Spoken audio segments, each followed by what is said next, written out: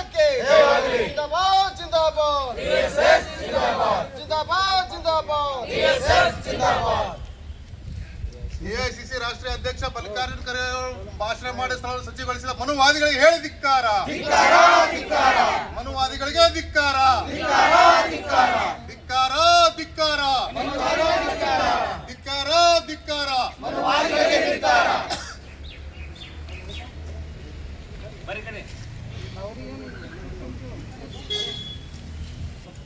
AICC ರಾಷ್ಟ್ರೀಯ ಅಧ್ಯಕ್ಷರಾದ ಮಲ್ಲಿಕಾರ್ಜುನ ಖರ್ಗೆ ಅವರು ಭಾಷಣ ಮಾಡಿದ ಸ್ಥಳವನ್ನು ಶುಚಿಗೊಳಿಸಿದ ಮನುವಾದಿಗಳಿಗೆ ಹೇಳಿ ಧಿಕ್ಕಾರ. ಮನುವಾದಿಗಳಿಗೆ ಧಿಕ್ಕಾರ. ಬಂಧುಗಳೇ, ಇಂದು ನಾವು ಕರ್ನಾಟಕ ದಲಿತ ಸಂಘರ್ಷ ಸಮಿತಿ ಅಂಬೇಡ್ಕರ್ವಾದ ಜಿಲ್ಲಾ ಸಮಿತಿ ವಿಜಯಪುರ ವತಿಯಿಂದ ನಾವು ಗೌರವಾನ್ವಿತ ಜಿಲ್ಲಾಧಿಕಾರಿಗಳಿಗೆ ಒಂದು ಮನವಿಯನ್ನು ಸಲ್ಲಿಸಲಿಕ್ಕೆ ಬಂದಿದ್ದೇವೆ. ಕಾರಣ ಏನಪ್ಪ ಅಂತಂದ್ರೆ, ಮೊನ್ನೆ ಉತ್ತರಾಖಂಡದ ರಾಮಲೀಲಾ ಮೈದಾನದಲ್ಲಿ ಎಐಸಿಸಿ ರಾಷ್ಟ್ರೀಯ ಅಧ್ಯಕ್ಷರಾದ ಮಲ್ಲಿಕಾರ್ಜುನ ಖರ್ಗೆ ಅವರು ಏನು ಜನರನ್ನು ಉದ್ದೇಶಿಸಿ ಭಾಷಣ ಮಾಡುವಾಗ ಅಲ್ಲಿ ಭಾಷಣ ಮಾಡಿದ ನಂತರ ಏನು ಮನುವಾದಿಗಳು ಮತ್ತು RSS ಚಡ್ಡಿ ಚೇಳಗಳು BJPಗರು ಏನು ಮಾಡ್ತಾರಪ್ಪ ಅಂದ್ರೆ ಆ ಸ್ಥಳವನ್ನು ಸ್ವಚ್ಛಗೊಳಿಸುವಂಥ ಕೆಲಸ ಮಾಡಿದ್ದಾರೆ. ಅದನ್ನು ನಾವು ಕರ್ನಾಟಕದಲ್ಲಿ ಸಂಘರ್ಷ ಅಂಬೇಡ್ಕರ್ವಾದದಿಂದ ಉಗ್ರವಾಗಿ ಅದನ್ನು ಖಂಡಿಸ್ತಾ ಇದ್ದೇವೆ. ಮೊದಲನೇದಾಗಿ ಇವತ್ತು ಭಾರತಕ್ಕೆ ಸ್ವತಂತ್ರ ದಶಕಗಳಿಗೆ ಕಳೆದರೂ ಸಹ ಇವತ್ತು ಇನ್ನೂ ಜಾತಿ ವ್ಯವಸ್ಥೆ ಇಲ್ಲಿ ಮೆಟ್ಟಿ ನಿಲ್ತಾ ಇದೆ. ಹಾಗಾಗಿ ಇವತ್ತು ಭಾರತ ದೇಶಕ್ಕೆ ಸ್ವಾತಂತ್ರ್ಯ ಇದೆಯೋ ಇಲ್ಲೋ ಅನ್ನುವಂಥದ್ದು ಒಂದು ಪರಿಕಲ್ಪನೆ ಕೂಡ ನಮ್ಮಲ್ಲಿ ಆಗ್ತಾ ಇದೆ. ಇವತ್ತು ಎಐಸಿಸಿ ರಾಷ್ಟ್ರೀಯ ಅಧ್ಯಕ್ಷರಾದಂಥ ಮಲ್ಲಿಕಾರ್ಜುನ ಖರ್ಗೆ ಅವರಿಗೆ ಈ ಗತಿ ಆದರೆ ಇನ್ನು ಸಾಮಾನ್ಯ ಜನರ ಪರಿಸ್ಥಿತಿ ಏನು ಅನ್ನೋದು ನಮ್ಮ ಪ್ರಶ್ನೆ ಆಗಿ ಕಾಡ್ತಾ ಇದೆ. ಈ ಮನುವಾದ ವ್ಯವಸ್ಥೆ ಏನಾಗಿದೆಪ್ಪ ಅಂತಂದರೆ, ಇವತ್ತು ಅವರ ಮನಸ್ಸಿನಲ್ಲಿ ಇಲ್ಲದು, ಮೆದುಳಿನಲ್ಲಿ ಜಾತಿ ಬೇರು ಗಟ್ಟಿಯಾಗಿ ಉಳ್ಕೊಂಡ್ಬಿಟ್ಟಿದೆ. ಅದು ಇವತ್ತು ನೀರು ಸಿಂಪಡಿಸೋದು, ಆಕಳ ಗೊಂಜಲನ ಇದು ಮಾಡೋದು, ಹೆಂಡಿ ತಿನ್ನುವಂಥ ಕೆಲಸಗಳನ್ನು ಮಾಡೋದು, ಅದು ಮನುವಾದ ವ್ಯವಸ್ಥೆ ಹೇಳ್ತಿದೆ. ಇದನ್ನೇ ತಿನ್ನಬೇಕು ಅಂತ ಈಗ ಭಾರತ ದೇಶದಲ್ಲಿ ಡಾಕ್ಟರ್ ಬಾಬಾ ಸಾಹೇಬ್ ಅಂಬೇಡ್ಕರ್ ಅವರು ಪ್ರಜಾಪ್ರಭುತ್ವ ವ್ಯವಸ್ಥೆಯಲ್ಲಿ ಏನೋ ಪ್ರತಿಯೊಬ್ಬರಿಗೆ ಸಮಾನ ಹಕ್ಕನ್ನು ಕೊಟ್ಟಿದ್ದಾರೆ.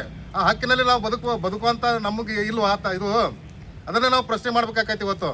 ಇವತ್ತು ಮನುವಾದಿಗಳು ಏನು ಮಾಡ್ತಾ ಇದ್ದಾರಪ್ಪ ಅಂತಂದ್ರೆ, ಆಕಳ ಏನು ಹುಚ್ಚಿ ಶ್ರೇಷ್ಠ ಅಂತ ಹೇಳ್ತಾರೆ.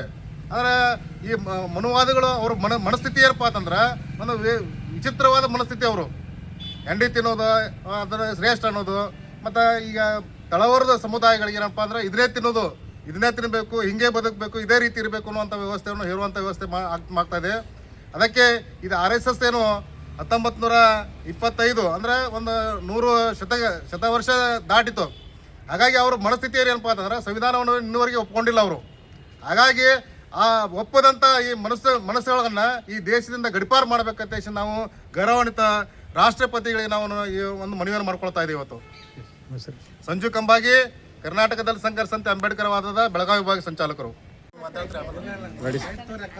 ಕರ್ನಾಟಕ ದಲಿತ ಸಂಘರ್ಷ ಸಮಿತಿ ಅಂಬೇಡ್ಕರ್ವಾದ ವಿಜಯಪುರ ಜಿಲ್ಲಾ ಸಮಿತಿಯಿಂದ ಏನು ಮಲ್ಲಿಕಾರ್ಜುನ ಎಐಸಿಸಿ ರಾಷ್ಟ್ರೀಯ ಅಧ್ಯಕ್ಷರಂಥ ಮಲ್ಲಿಕಾರ್ಜುನ ಖರ್ಗೆ ಅವರ ಸಾರ್ವಜನಿಕ ಸ್ಥಳದಲ್ಲಿ ಮಾತನಾಡಿದಂಥ ಉತ್ತರಾಖಂಡದ ರಾಮಲೀಲಾ ಮೈದಾನದಲ್ಲಿ ಏನು ಸಾರ್ವಜನಿಕರು ಉದ್ದೇಶಿಸಿ ಮಾತನಾಡಿದಾರ, ಆ ಮಾತನಾಡಿದ ಸ್ಥಳವನ್ನು ಆ ಭಾಷಣ ಮುಗಿದ ನಂತರ ಏನು ಅಲ್ಲಿ ಇರ್ತಕ್ಕಂಥ ಮನುವಾದಿಗಳು ಏನು ಈ BJP RSS ಏನು ಚಡ್ಡಿ ಚೀಲಗಳಿದಾರಲ್ಲ, ಆ ಒಂದು ಸ್ಥಳವನ್ನು ಗೋಮೂತ್ರದಿಂದ ತಂದು ಆ ಸ್ಥಳವನ್ನು ಶುಚಿ ಮಾಡಿರ್ತಾರೆ. ಅದನ್ನು ಉಗ್ರವಾಗಿ ಕರ್ನಾಟಕ ದಲಿತ ಸಂಘ ಸಮಿತಿ ಅಂಬೇಡ್ಕರ್ವಾದ ಉಗ್ರವಾಗಿ ಖಂಡಿಸ್ತೇವೆ.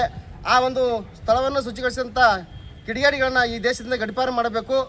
ಮತ್ತು ಇಂಥ ಒಂದು ಮನಸ್ಥಿತಿ ಇರುವಂಥವ್ರು ಯಾರು ಇದ್ದರೆ ಅದು RSS ಮತ್ತು ಮನುವಾದಿಗಳು ಮತ್ತೆ ಮನುಸ್ಮೃತಿಯನ್ನು ಈ ಭಾರತ ದೇಶದಲ್ಲಿ ಚಾಲನೆ ತರಬೇಕು, ಭಾರತ ಸಂವಿಧಾನವನ್ನು ಕಡೆಗಣಿಸಬೇಕಂತ ಒಂದು ಉದ್ದೇಶವನ್ನು ಅವ್ರ ಮನಸ್ಸಿನಲ್ಲಿ ಇಟ್ಕೊಂಡು ಇಂಥ ಒಂದು ರೀತಿಯ ಒಂದು ಕೃತ್ಯವನ್ನು ಮಾಡ್ತಿದ್ದಾರೆ. ತಾವು ಈ ರೀತಿ ಮಾಡೋದ್ರಿಂದ ಸರಿಯಾಗುವುದಿಲ್ಲ. ಏನೇ ಇದ್ದರೂ ಡಾಕ್ಟರ್ ಬಾಬಾ ಸಾಹೇಬ್ ಅಂಬೇಡ್ಕರ್ ಕೊಟ್ಟಂಥ ಸಂವಿಧಾನ ಎಂದಿಗೂ ಬದಲಾಗುವುದಿಲ್ಲ. ಎಲ್ಲಿಯವರೆಗೆ ಈ ಸೂರ್ಯಚಂದ್ರ ಇರ್ತಾರೆ ಅಲ್ಲಿವರೆಗೆ ಈ ಒಂದು ಭಾರತ ಸಂವಿಧಾನ ಇರ್ತದ. ಇಂಥ ಮನಸ್ಥಿತಿಯನ್ನು ತಮ್ಮ ಮನಸ್ಸನ್ನು ಸ್ವಚ್ಛಗೊಳಿಸ್ಕೊಂಡು ಮಾಡಬೇಕು. ಹೊರತಾಗಿ ಜನರಲ್ಲಿ ಸಮಾನತೆಯನ್ನು ನೋಡಬೇಕು. ಜಾತಿ, ಗಾಳಿಗಿಲ್ಲ ಜಾತಿ, ನೀರಿಗಿಲ್ಲ ಜಾತಿ, ಅದು ಮನಸ್ಸಿಗೆ ಜನರಿಗೆ ಹಾಕ್ಬೇಕಂತಕ್ಕಂಥ ಮಾತನ್ನು ಈ ಸಂದರ್ಭ ಹೇಳ್ತೀನಿ. ಈ ರೀತಿಯಾಗಿ ಖರ್ಗೆ ಅವರು ಭಾಷಣ ಮಾಡಿದ ಸ್ಥಳವನ್ನು ಸ್ವಚ್ಛಗೊಳಿಸಿದಂಥ ಮನುವಾದಿಗಳಿಗೆ ಈ ದೇಶದಿಂದ ಗಡಿಪಾರು ಮಾಡಬೇಕು ಅಂತೇಳಿ ನನ್ನ ಮಾತು ಮುಗಿಸ್ತೇನೆ. ಶಿವಕುಮಾರ್ ಮೇಲ್ಮಿನಿ, ಜಿಲ್ಲಾ ಪ್ರಧಾನ ಸಂಚಾಲಕರು, ವಿಜಯಪುರ.